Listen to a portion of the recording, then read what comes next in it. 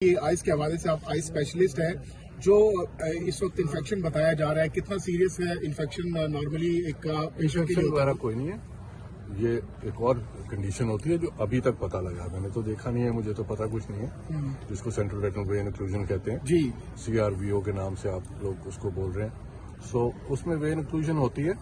अब मसला ये है कि किसी को छोटा हार्ट अटैक आया, किसी को बड़ा हार्ट अटैक आया, सो बहुत सारी उसकी कैटेगरीज होती है।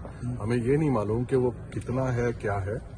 सिर्फ ये कि मेरे यहाँ आने का मकसद ये है कि ये मेरी फील्ड है, रेटिना वालों की फील्ड होती है ना ये, तो इसलिए एक नज़र देख के कोई इलाज में कोई सजेशन ये वो आई एम श्योर डॉक्टर साहब जिन्होंने देखा है, वो पेम्स के डॉक्टर साहब हैं, उन्होंने बिल्कुल ठीक इलाज किया है। मुझे उसकी डिटेल भी नहीं पता, हमें कुछ भी नहीं पता। किन सर्कमस्टांसिस में इसका जो ऑपरेशन है वो किया जाता है?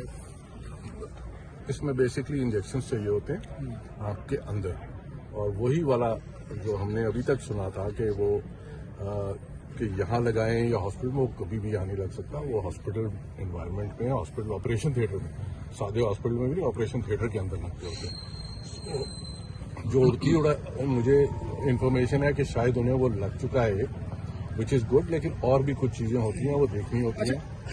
एक जब लग जाए तो उसके कितना दौरान के बाद मजीद कितनी स्पेल्स में? महीने बाद तो एक आध और चाहिए होता है, महीने बाद एक आध और चाहिए होता है, फिर एक आध और चाहिए होता है, लेकिन बीच में इसके अलावा भी और इंजेक्शन और कभी कभार लेजर का भी इसमें कोई ना कोई रोल होता है। बट जाहिर है वो देख के पता लगेगा ना कि उनको क्या चाहिए, किस चीज़ से फ़ायदा होगा, कितना स्वेलिंग कितनी हुई भी है रेटिना में।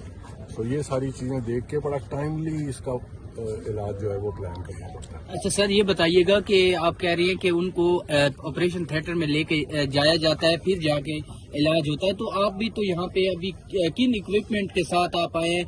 क्या आप यहाँ पे उनका मुआयना अच्छी तरीके से कर पाएंगे? जो आप पूरा वो मुआयने के लिए पूरा बॉक्स वगैरह लेकर आया, 100% चीज़ें मैं नहीं ला सकता, ठीक है, वो अस्पताल में ही होती हैं, वो तो पेशेंट को अस्पताल ले जाके ही चेक होती है ना, वो तो मैं नहीं ला सकता, वो तो बड़ी बड़ी मशीनें होती हैं। लेकिन ये कि जितनी चीज़ों से देख के आपको एक खासा आइडिया हो जाता है कि क्या हो रहा है, वो हम लाए हुए हैं। अगर हमें इजाजत मिलती है तो फिर बिल्कुल देखेंगे। सर, कहा यह जा रहा है कि 3 टीके लगते हैं और आप समझते हैं कि मजीद भी 2 टीके लगेंगे? एक मिनट, कौन सी बात? सर कहा जाता है कि इस पेशेंट को 3 टीके लगते हैं। यार 3 तो एक थ्योरी है ना कि आप बहुत सारे पेशेंट्स ले लें, उनमें से ज्यादातर को 3 का बहुत इम्कान होता है। उसके बाद भी रिपीटेडली इसके ऊपर नजर रखनी पड़ती है।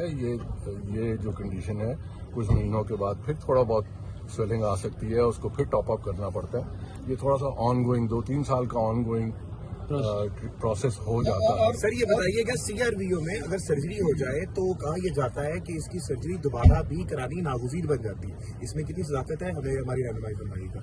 CRVO वगैरह के लिए बहुत पुराने जमाने में सर्जरी हुआ करती थी कि आप आँख के अंदर जाके तो